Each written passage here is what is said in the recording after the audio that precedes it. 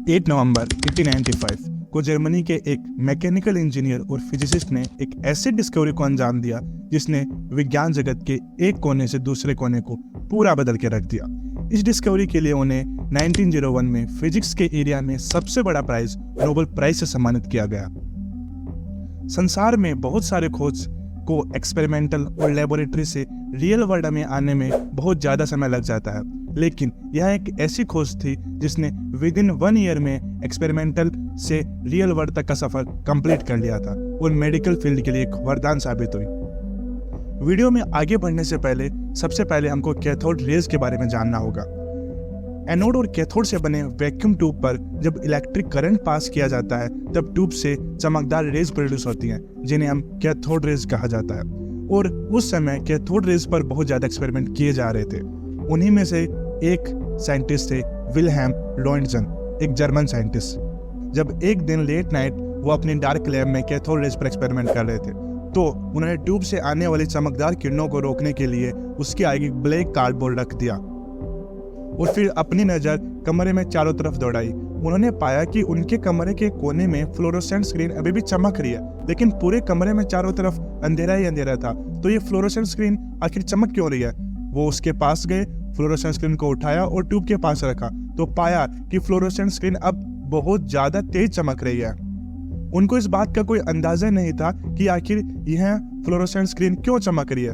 उन्होंने ट्यूब और fluorescent screen के बीच में एक मोटे काले गत्ते की सीट, 1000 पेज की बुक एंड 2.5 सेंटीमीटर का एक वुडन ब्लॉक रख दिया, लेकिन फिर भी उन्होंने पाया कि फ्लोरोसेंट स्क्रीन अभी भी चमक रही है। यह सब देखने के बाद विल्हेम बहुत ज्यादा सरप्राइज थे।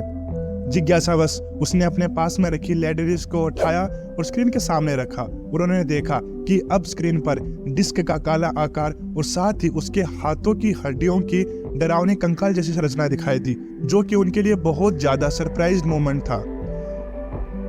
एक्सपेरिमेंट करते करते विल्हेम इतना मशगूल हो गए थे कि उन्हें इस बात का अंदाजा ही नहीं था कि वह आज डिनर के लिए बहुत ज्यादा लेट हो चुके हैं। उस रात वे अपने परिवार के साथ खाना खाने पर बहुत देर से पहुंचे। डिनर करते समय उन्होंने किसी से भी कोई बात नहीं की, उनका ध्यान अभी भी उसी एक्सपेरिमेंट में था और खाना फिनिश करने के बाद तुरंत अपनी लैब में एक्सपेरिमेंट करने के लिए चले गए। वहाँ पे उन्होंने वापस इस एक्सपेरिमेंट को 2-3 बार रिपीट किया और फाइनली हिम्मत जुटाकर अपने एक दोस्त से कॉल पर बात की। उन्होंने उससे कहा, मैंने एक्सपेरिमेंट करते समय कुछ इंटरेस्टिंग डिस्कवर किया है, लेकिन अभी तक मुझे कंफर्म नहीं है कि यह एक्सपेरिमेंट सही है या गलत। फाइनली एक दिन के बाद उन्होंने अपनी वाइफ को यह सारी बात बताई और एक्सपेरिमेंट को आगे प्रोसीड करने के लिए उन्होंने उनकी मदद भी मांगी। इस घटना के कुछ दिन बाद और क्रिसमस से ठीक पहले उन्होंने फ्लोरोसेंट स्क्रीन की जगह पर फोटोग्राफिक प्लेट रखा और फिर दुनिया का सबसे पहला एक्सरे निकाला, जिसमें उसके पत्नी की लेफ्ट हैंड की हड्डियां और उसके शादी की अंगूठी स्पष्ट रूप से दिखाई दे रही थी, जिसको देखकर उनकी वाइफ ने चिल्लाया, I have seen my death. आगे के एक्सपेरिमेंट से पता चला कि यह न्यू टाइप की रेज मेटल और बोन्स को पेनिट्रेट नहीं कर सकती हैं।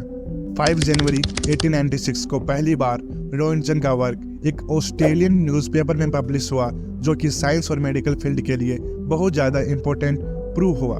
हालांकि कुछ न्यूज़पेपर ने न तो उनके बारे में लिखा न ही उनकी खोज के बारे में लिखा, लेकिन 2 सप्ताह के बाद न्यूयॉर्क टाइम्स ने उनके वर्क को उठाया और पूरे विस्तार से उनके बारे में लिखा।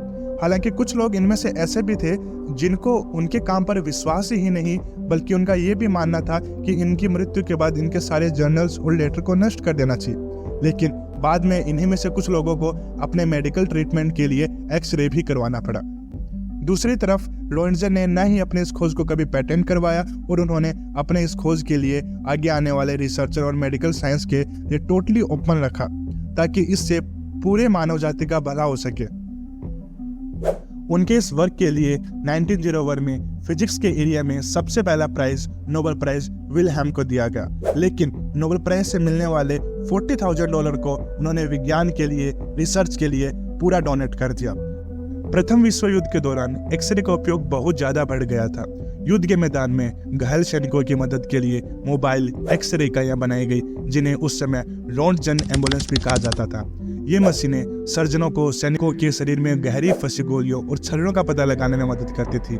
इस तकनीक ने अनगिनत जीवन बचाए और चिकित्सा में एक्सरे की अहमियत को बहुत ज्यादा साबित किया।